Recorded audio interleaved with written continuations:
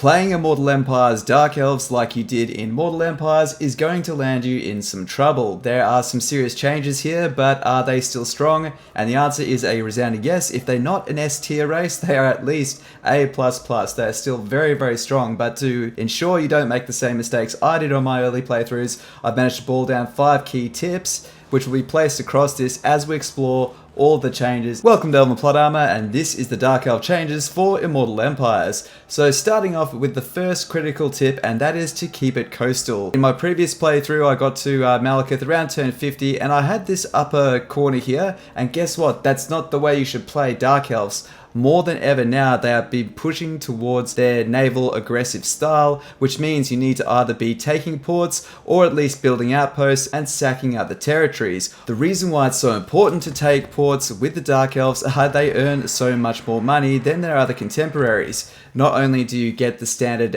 revenue from the port, you also get another bonus so long as you have a very, very meager amount of slaves, which you should never really fall below. A high elf port would get you the first 500, but these guys get another 400 on top of that. So yes, you're earning twice as much as your do-gooder counterparts. Also, while we're here, it's a good chance to talk about the Immortal Empires meta and how this is a different game by virtue of it being a different map. And as we can see, we have a much wider open naval area and we can get basically around every single continent. So there is no limit between this and sea lanes for you to get your Black Arks and go around sacking absolutely anything anytime unimpeded. On the battlefield, what does this look like? Well, we have a reduced reload speeds, and that's across the entire field. But are they still potent? Yes, the Dark Shards are your bread and butter, and Shades are still just as good as ever. The only real difference is that firing slower will give more prominence to melee units. The longer battles also mean that you'll run out of ammo more, but this means you'll probably be fielding more of your melee troops. Speaking of melee troops, there's been a readjustment. The Dread Spear is still your quintessential line holder, but Bleak Swords have now been slightly tweaked to deal a bit more damage, and while they're still expensive, Black Ark Corsairs with handbows are still very versatile and a go-to melee infantryman.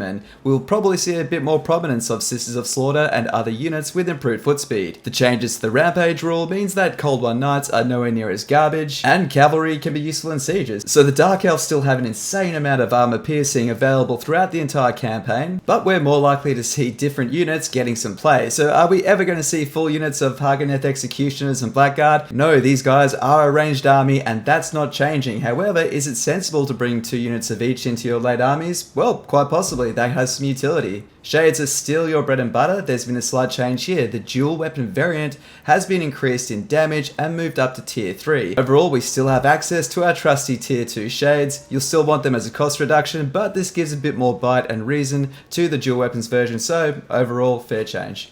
The dragon buffs mean black dragons hit harder and have more mass than before, and hydras and the other beasties still work as they previously did. In terms of the campaign map meta, we of course see a lot more demons, but we have lords like Malus Darblade and Mortahi who have demon sympathies, and that's baked into their mechanics, so we'll get to them when we address all the lords.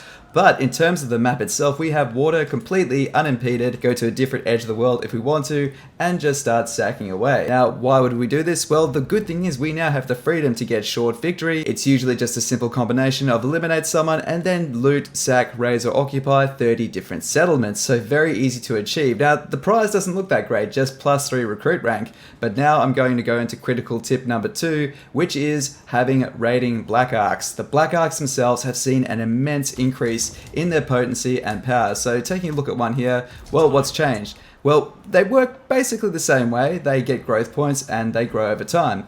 But here's the thing, they now operate more like a traditional settlement where only the main building needs growth. Everything else does not need growth. There is no minimum amount of growth required to keep upgrading your buildings. So this means we're going to have more variety in the buildings in our Black Arks. So we're not just going to make mobile shade spamming factories. There's now incentive to have variety, and you can do it now. We now can use our heroes on the front line. Another advantage is that their bonuses are now global, namely the assassin. Well, firstly, once at level 10, they can get an additional 10 slaves every single turn.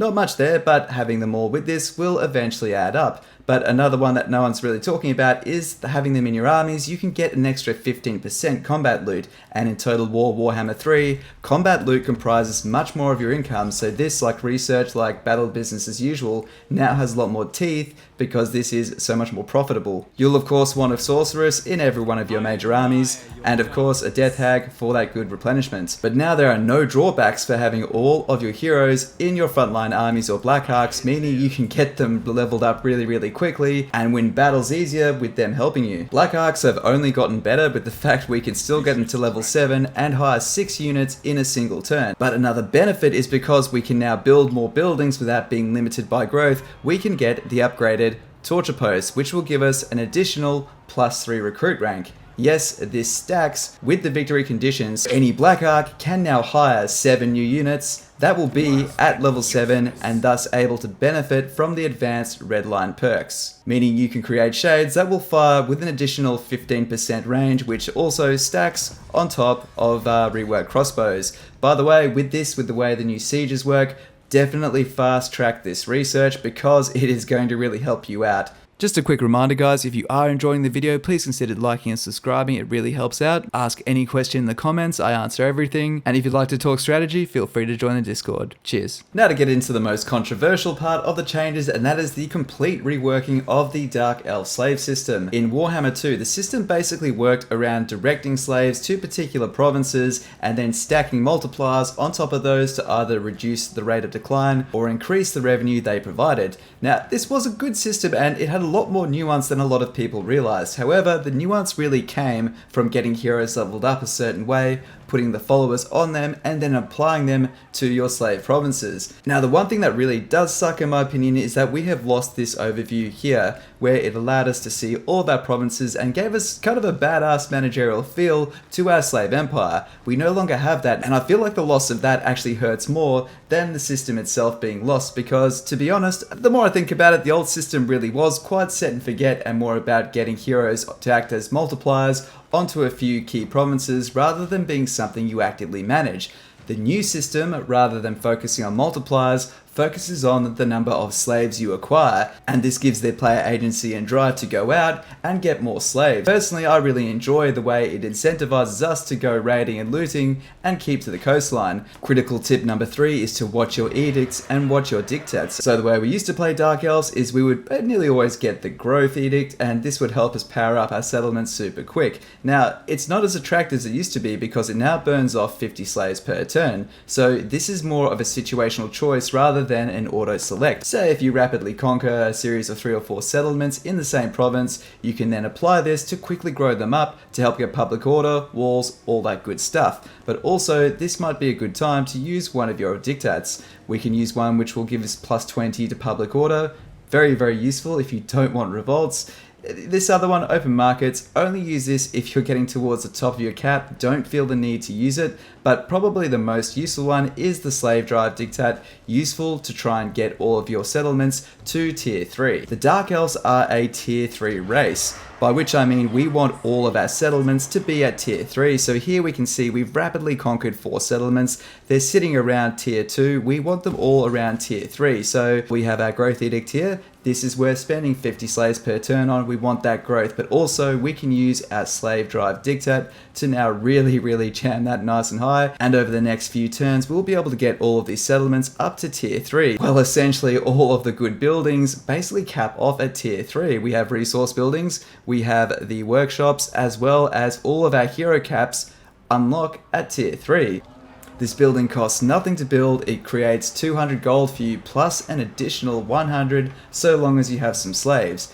This is excellent. It is really tempting in a situation like this just to drop it down because an extra 300 gold, that's 3,000 gold across 10 settlements. It's very easy to do. When you take over a minor province, instead of building that growth building, just drop one of these. The one exception to this, of course, is if you have ports available, you want those up to tier 5 because they will earn so much for you. But particularly this building line, you want them up to tier 2. Tier 2 is a really nice middle ground here. It'll cost you 20 slaves per turn, but it's giving you 500 gold per turn, so that's quite a nice trade-off. I do recommend building the entertainment building, only one in your capital, should keep you stable without having to babysit, so essentially your priorities should always be around building resource buildings, getting the workshop building up to at least tier 2, and then later on tier 3, and of course getting ports as high as they'll go because they're simply excellent. You can also compound them with the Black Roads building, but this is something you should build more towards the end. Don't worry about slave pens until you're tier 4, at least tier 5. There's better buildings to build, and you should be able to get enough slaves simply through combat. And that's why it's such a trap to go inland and not focus on these much more lucrative port settlements where you can earn more money, as well as be supported by your Black Arks, which can level up quicker and get you higher tier units sooner. Now, is the new system stronger or weaker? Well, overall, it's in the early games, I'd say it's actually going to be stronger, but remember, this is a different game. Now, you're not going to see some of the crazy bombastic millions of gold per turn being pulled in with the new system, but this wasn't just done by slaves. This was also achieved by getting lords to level 10, getting an aristocratic name of power, and then disbanding them whilst retaining that global benefit. They have changed these aristocratic names of powers to no longer be faction-wide. For example, Bardlash is only a local province. Leviathan Rage, again, changed to only affect the local province instead of the entire empire. Most of their top tier followers have been reworked to be more local, such as the Overseer follower and the Slaver follower, but overall, as a race as a whole, if you follow these basic 5 tenets of running your empire, you should be just fine. Now we're going to look at each individual faction and how they fare in Immortal Empires. Starting off with Naggarond and Malekith, his capital is now only 2 settlements, so that is definitely a nerf, but there is one big advantage from that, and you have to play Malekith differently in this game because we used to take these 2 settlements, well, these 4 settlements, and that would commit us all the way to this side of the map. This is the trap you do not want to fall into. Don't instead take out Ron's coastal settlements. Remember, we want the ports. We don't want the inland ones. We want to take the ports. Don't sign anything with Grond. It'll just piss off Valkyr up here. But you do want to become friends with Crone, of course. So what you can do is just take these settlements, sail across here, and actually capture this from the greenskins that start there, gift it back to her, boom, instant defensive alliance. Really recommend doing that. Then in this campaign, we're turn 14, I've gone down and I've unseated Elithanar from Karan Kar. I'm going to do a walkthrough for this because this is by far the best way to play Malekith, and you can really stomp really quickly if you do it with him. So Malekith himself, his skill tree is just as good as it was before. He has his revered tyrant line, which allows him to get his income for all buildings faction-wide, as well as extra slave revenue faction-wide, more diplomatic buffs, and he still has his war leader, i.e. meme line. If you wanted to do it, this is Total War campaign, that's an option, but there's no reason to really ever take this. He's got an amazing dragon to ride on, and just everything else is amazing. He's a caster, very powerful for all lords, especially Malekith. He's definitely harder now. He's more of a victim of everything being more compressed and a much more hostile corner of the map here. So the good thing is he doesn't have the Chaos Invasion coming from the north now. The difference you got to see it as is he has his invasion at the very start. As soon as you clear this area out, it's all fine, but try to get that alliance with Crone Hellebron, avoid Grombrindle in the early stages. So Naggarond, definitely a more challenging campaign, but still incredibly strong. I'll still back Malekith that he's one of the strongest lords and has one of the strongest factions in the entire game. Next up, we have Crone Hellebron, and she's still endeavoring to be the fairest one of all, starting at her exact same starting province, but she has managed to retain her 4 settlement province with a couple of resources. Very good. I've rebooted the game with a mod where I can take away the Fog of War, and look at it right now, it's pretty much the same sort of deal. She has some initial challenge here, but again, we've got a few more demons on one side, another demon up here. Valkyr the Bloody is by far the biggest spanner in the works from the north, and of course, we've got the world's angriest dwarf sitting over here. So we've definitely got some more challenges we'll have to deal with, but once we've consolidated, you got to remember, if you use the allegiance system, use defensive alliances. Again, I would spearhead taking out Elithanar as soon as possible. Don't get bogged down taking territories in here. Instead, get the ports. Go where the money is. Get that defensive alliance so if someone attacks you, he'll get roped into it. Soon, he will feel surrounded and he might even confederate. Don't obsess with confederating Malekith. Just play your own game. You'll have a much more fun time. But just remember that her ultimate goal is to finally be the fairest one of all and destroy Mortahi. So you can do this. Your blood voyages were work essentially the exact same way. It's very enjoyable and can be quite fun to lay waste to Ulth 1. Her personal tree remains roughly the same, boosting the witch units that she did in the previous game, but she also gets a buff to faction-wide slave revenue, so she's always worth getting. She can also amass a huge amount of slaves with this plus 35% extra, and she still gets the Witch's Brew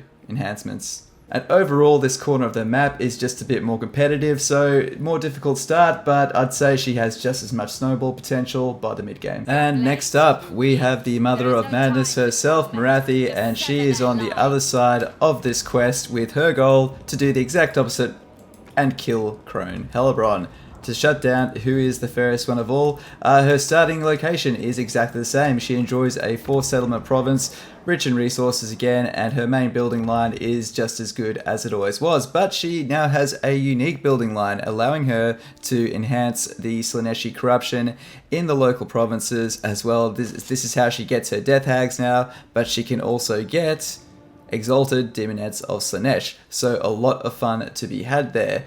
She has a bit of a slight crutch here where she needs to build the House of Assassins in order to get the Canard Assassin, which, as we established, is a pretty good hero.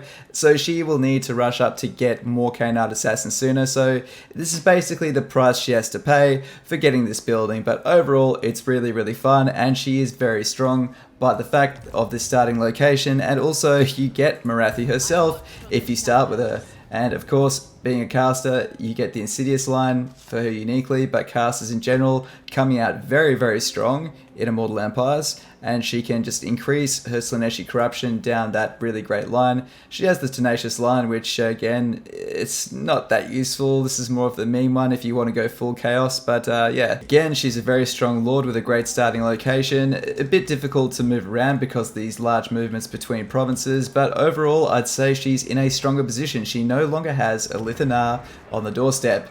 She's mailed him off to Malekith, and that's his problem now. So I think overall she has come out much stronger, but also because she can deal with Nakari from the get-go, enjoying very, very friendly relations, starting off with non-aggression. You can just turn Ulth 1 into your own little playground. Here we are with one of the most anticipated new starts in the game is Lokhir Fellheart, and we have a lot of fun to be had here. Now Lokhir has a bit of a similar quirk to him as Malekith, right? You might want to immediately start moving inland. If you are really good, you absolutely can expand to the west, but more importantly, if you can't tell, what it's trying to get you to do is to complete your first province and then send your Black Ark down to this second province and then start conquering inside these rivers here. So this is the fun that they want you to have, and that is just sailing through, pillaging at will and taking everything you can. And this is as close to Dark Elf piracy as you can possibly get, and this is why he's such a strong lord. It's because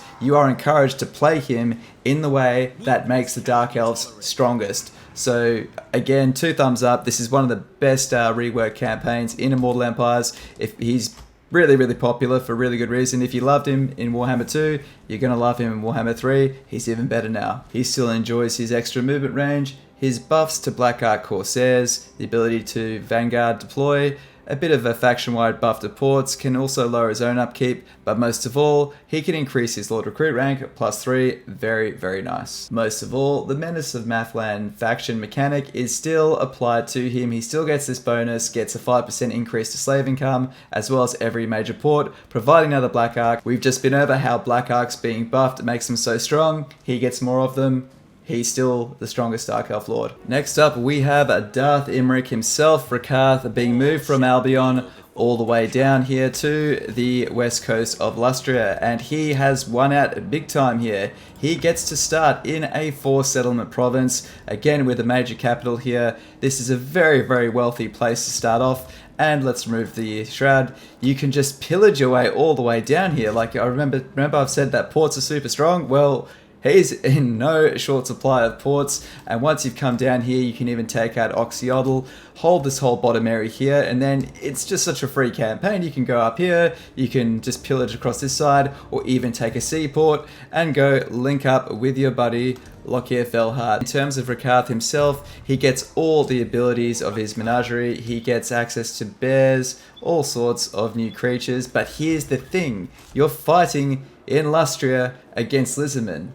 some of the best things you can capture are Carnosaurs, Stegodons. You have way higher chance of getting much stronger creatures now. Any naval battle still gives you the chance to capture a Charybdis, which he can still give his signature Icy Breath. So very nice there. Most of his skills are pretty good, and you don't have to do without anything thanks to the increased level cap. So overall, Rakarth is better due to being in a better location where he can more easily capture better creatures. And finally, we have my favourite Lord of the Dark Elves, Malus Darkblade, and he comes off with a much more interesting start now.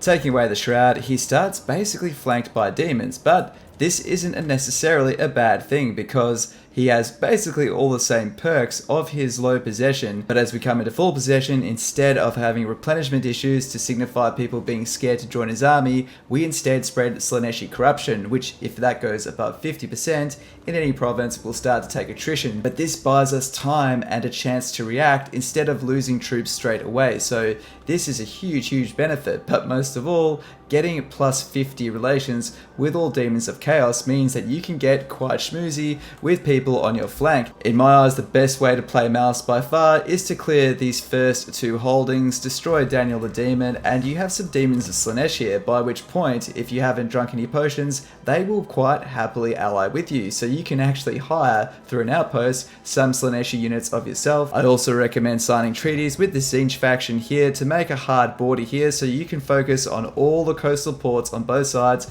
like you saw in the earlier save, making your way back to Har Ganeth. Whether you take the money or come back to take it by force, you can do what you want, but I recommend holding on to Har Ganeth right now. The only time I wouldn't would be if you decide to venture to the east, which you can do, but I don't recommend that. His skill tree is virtually the same. Cold Ones are never going to be the strongest unit in the Dark Elf arsenal, but fortunately Malus Darkblade himself and Zarkan is as good as he ever was. You can still do amazing things with him.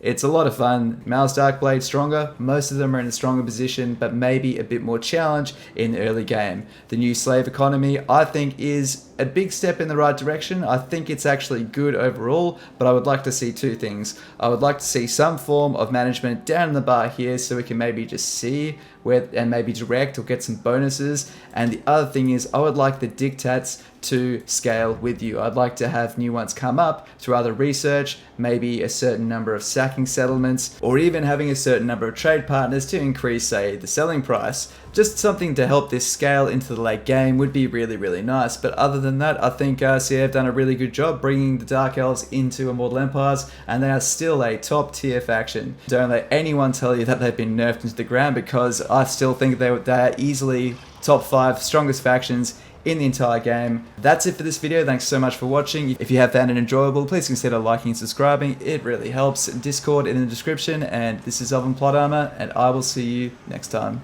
Cheers.